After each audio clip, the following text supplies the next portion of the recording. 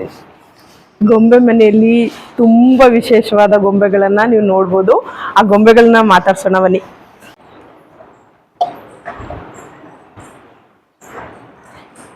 ಇದು ಒಂದು ಈ ವರ್ಷ ಇದು ಸ್ಪೆಷಲ್ ಆಗಿ ಇನ್ನು ಹಿಂದೆ ಸೊ ಇದು ಈ ವರ್ಷ ಹೊಸದಾಗಿ ಮಾಡಿರೋದು. ಸರ್, ಈ ಗೊಂಬೆಗಳ ಬಗ್ಗೆ ಮಾಹಿತಿ ಕೊಡೋದಾದ್ರೆ ಏನ್ ಕೊಡ್ಬೋದು ಅಂತ? ಇದು ಡಾನ್ಸಿಂಗ್ ಡಾಲ್. ಇದು ಚೆನ್ನೈಯಲ್ಲಿ ಒಬ್ರು ಆರ್ಟಿಸ್ಟ್ ಫಸ್ಟ್ ಮಾಡಿದ್ದು. ಇದು ಬಹಳ ಪಾಪ್ಯುಲರ್ ಆಗಿಬಿಟ್ಟಿದೆ ಈಗ. ಇದು ಫಸ್ಟ್ ಮಾಡಿದ್ದು ಅವರು ಡಾನ್ಸಿಂಗ್ ಡಾಲ್, ಭರತನಾಟ್ಯದ ಒಂದು ನೃತ್ಯಗಾತಿ ಅಂತ. ಈ ವರ್ಷ ಅದರಲ್ಲಿ ಇದು ಯಕ್ಷಗಾನದ ಡಾನ್ಸಿಂಗ್ ಡಾಲ್ ಅಂತ ಮಾಡಿದ್ದಾರೆ. ಬಹಳ ಚೆನ್ನಾಗಿ ಮೂಡಿ ಬಂದಿದೆ. ಈ ವರ್ಷದ ಒಂದು ವಿಶೇಷ.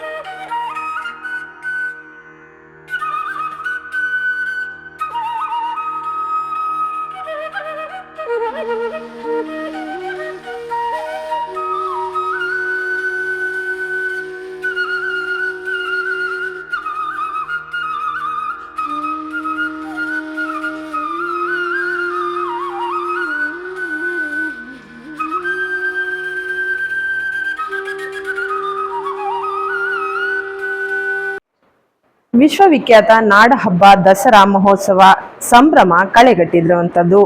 ಇಂತಹದರಲ್ಲಿ ಗೊಂಬೆ ಮನೆಯು ಕೂಡ ಒಂದು ಆಕರ್ಷಣೀಯ ಕೇಂದ್ರವಾಗಿದೆ. ಇವತ್ತು ಗೊಂಬೆ ಮನೆಯನ್ನ ನಿಮ್ಗೆ ಪರಿಚಯ ಮಾಡ್ಕೊಡ್ತೀನಿ, ಬನ್ನಿ.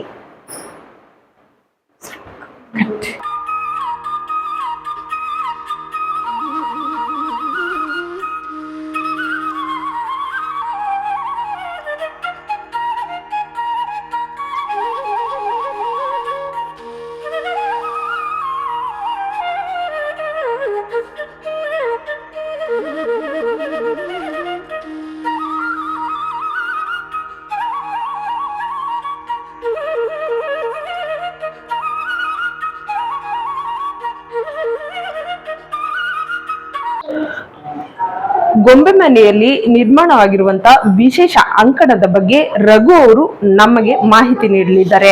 ಅವರ ಜೊತೆನೆ ಮಾತಾಡೋಣ, ಬನ್ನಿ. ಸರ್, ಈ ಬಾರಿಯ ವಿಶೇಷವಾಗಿ ದಸರಾಗೆ ಅಂಕಣವನ್ನ ಪ್ರತಿ ವರ್ಷ ಮಾಡ್ಕೊಂಡ್ ಬರ್ತಿದ್ರಿ. ಈ ವರ್ಷ ಯಾವ ರೀತಿಯ ಅಂಕಣವನ್ನ ನೀವು ಕೊಡಿಸಿದ್ರ? ಈ ಸಲನು ನಾವು 4 ವಿಶೇಷ ಅಂಕಣ ತೋರಿಸಿದ್ವಿ. 4ಅಲ್ಲಿ ನಾವು 5 ಮಾಡಿದೀವಿ. ಮೊದಲನೇದು ಸಂತ ಸಾಮ್ರಾಜ್ಯ ಅಂತ. ನಮ್ಮ ಭಾರತದಲ್ಲಿ ಸಂತರು, ಸಾಧುಗಳು, ಋಷಿಗಳು, ಅವರ ಒಂದು ಏನು ತತ್ವಗಳಿವೆ, ಆ ತತ್ವಗಳು ಪ್ರತಿ ಭಾರತೀಯರ ಜೀವನದಲ್ಲಿ ಹಾಸುಹೊಕ್ಕಾಗಿದೆ.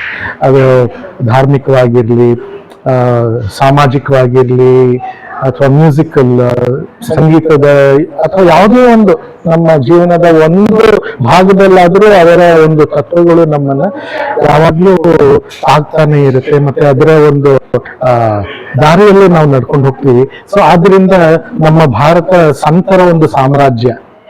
ಆದ್ರಿಂದ ನಮ್ಮ ಭಾರತ ಇನ್ನೂ ಬೆಳಗ್ತಾ ಇರೋದು. ಸೊ ಆದ್ರಿಂದ ನಾವು ಈ ವರ್ಷ ಸಂತ ಸಾಮ್ರಾಜ್ಯ ಅಂತ ಭಾರತದ ಮೂಲೆ ಮೂಲೆಯ ಸಂತರು, ಸಾಧುಗಳು, ಅವರ ಗೊಂಬೆಗಳನ್ನ ನಾವು ಇಲ್ಲಿ ತೋರಿಸಿದ್ದೀವಿ.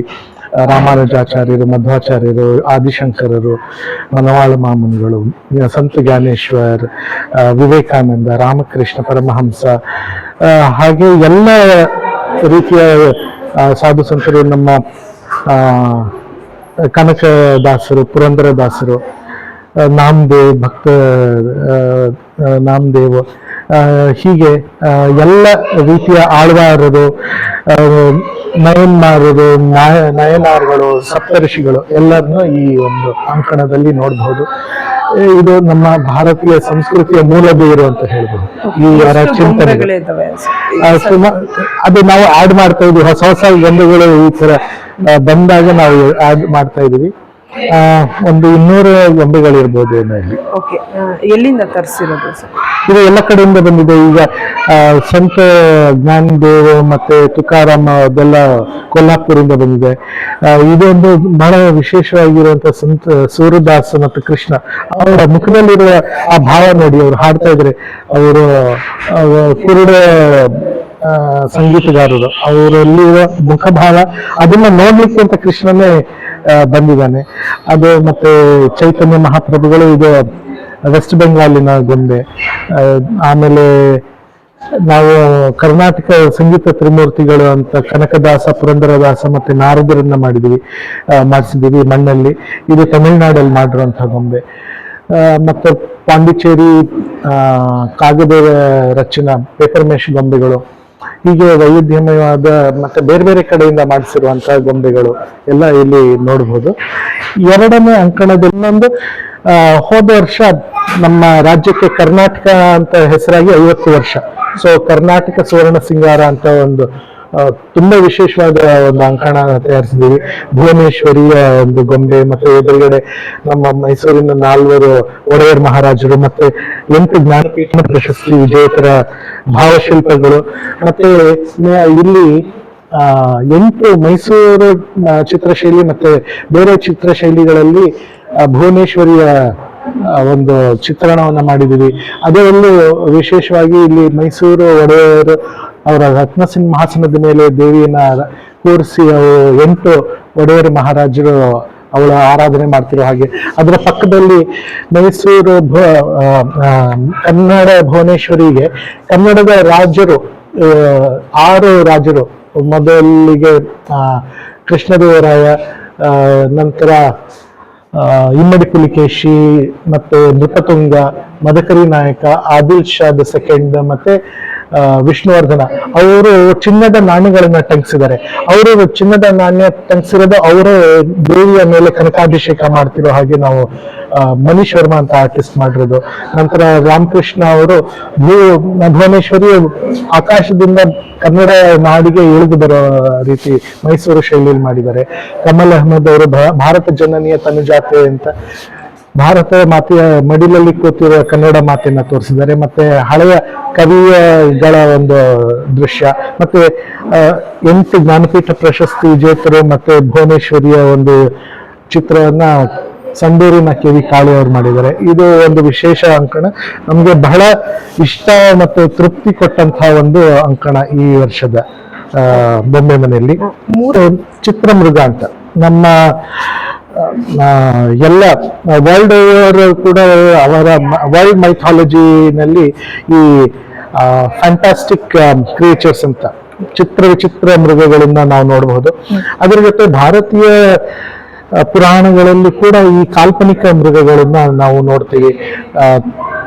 ಆನೆಯ ತಲೆ ಪಕ್ಷಿಯ ದೇಹ, ಅಥವಾ ಸಿಂಹದ ತಲೆ ಪಕ್ಷಿಯ ದೇಹ, ಸಿಂಹ ಮೃಗ, ಗಜ ಪಕ್ಷಿ, ಸಿಂಹ ಪಕ್ಷಿ, ಸಿಂಹವ್ಯಾಳಿ, ಗಂಡಬೇರುಂಡ, ಇಂಥ ವಿಚಿತ್ರವಾದ ಮೃಗಗಳ ಒಂದು ಮೃಗಾಲಯ ಅಂತ ಹೇಳ್ಬೋದು. ಅದನ್ನ ಇಲ್ಲಿ ನಾವು ಸೃಷ್ಟಿ ಮಾಡಿದೀವಿ, ಚಿತ್ರಮೃಗ ಅಂತ ಒಂದು ಈ ಅಂಕಣ. ಇದು ಕಾನ್ಸೆಪ್ಟ್ ಹೇಗೆ ಬಂತು ಅಂತ ನಾವು ನೋಡ್ತೀವಿ. ಈ ಗೊಂಬೆಗಳಲ್ಲಿ ಬಂದಾಗ ಈ ಎಲ್ಲ ಗೊಂಬೆಗಳು ಮಾಡ್ತಾರೆ, ಅದು ನೋಡಿದಾಗ ನಮ್ಗೆ ಇಷ್ಟು ಚೆನ್ನಾಗಿ ಮಾಡ್ತಾರೆ. ಮತ್ತೆ ಆ ಇಮ್ಯಾಜಿನೇಷನ್ ಅದ್ಭುತ. ಆ ಒಂದು ಕಲಾವಿದರ ಇಮ್ಯಾಜಿನೇಷನ್ ಆಗ್ಲಿ, ಕವಿಗಳ ಇಮ್ಯಾಜಿನೇಷನ್ ಆಗ್ಲಿ, ಅದನ್ನ ಕಲಾವಿದರು ಗೊಂಬೆಗಳನ್ನ ಮಾಡೋದು, ಕಲಾವಿದರು ಚಿತ್ರಗಳನ್ನ ಮಾಡೋದು, ಅದನ್ನ ನೋಡಿದಾಗ ನಮ್ಗೆ ಒಂದು ಹುಮ್ಮಸ್ ಬರುತ್ತೆ. ಮತ್ತೆ ಒಂದೊಂದು ವಿಶೇಷಾಂಕಣ ಮಾಡಿದಾಗ್ಲೂ ಏನಾದ್ರೂ ಯೋಚನೆ ಮಾಡ್ತಿರ್ತೀವಲ್ಲ, ಇದ್ಯಾಕೆ ಮಾಡಬಾರ್ದು ಅಂತ ಈ ವರ್ಷ ಇದನ್ನ ಅಂಕಣದಲ್ಲಿ ತೋರಿಸಿದ್ವಿ. ಸರ್, ಮುಂದಿನ ಅಂಕಣದ ಬಗ್ಗೆ ಮಾಹಿತಿ ಕೊಡಿ. ಇದು ಫೈನಲ್ 4ನೇ ಅಂಕಣ. ಈ ವರ್ಷ ನಾವು ವೃಂದ ವಿಹಾರ ಅಂತ ತುಳಸಿಯ ಒಂದು ಆರಾಧನೆಯನ್ನ ತೋರಿಸಿದ್ವಿ. ನಾವು ಭಾರತದ ಯಾವ ಮೂಲೆಗೆ ಹೋದ್ರೂ ಕೂಡ ಸನಾತನ ಮನೆತನಗಳಲ್ಲಿ ಈ ತುಳಸಿ ಆರಾಧನೆ, ತುಳಸಿ ಕಟ್ಟೆ ಇಟ್ಟು ಪೂಜೆ ಮಾಡೋದು ಇದ್ದೇ ಇದೆ. ಸೊ ಅಲ್ಲಿಯ ಪ್ರತಿ ಒಂದು ಪ್ರಾಂತ್ಯದಲ್ಲಿ ಆ ತುಳಸಿ ಕಟ್ಟೆಗಳು ವಿಶೇಷವಾಗಿರುತ್ತೆ, ಒಂದೊಂದು ಕಡೆ ಒಂದೊಂದು ರೀತಿ. ಇಲ್ಲಿ ನಾವು ಚಾಲುಕ್ಯರ ಒಂದು ತುಳಸಿ ಕಟ್ಟೆ, ನೆಕ್ಸ್ಟ್ ಹೊಯ್ಸಳರ ತುಳಸಿ ಕಟ್ಟೆ, ಇನ್ನೊಂದು ಕಡೆ ಕಳಿಂಗ ಒರಿಸ್ಸಾದಲ್ಲಿ ತುಳಸಿ ದೇವಿಯ ರೀತಿಯಲ್ಲೇ ತುಳಸಿ ಕಟ್ಟೆ ಮಾಡಿರ್ತಾರೆ ಕಲ್ಲಲ್ಲಿ.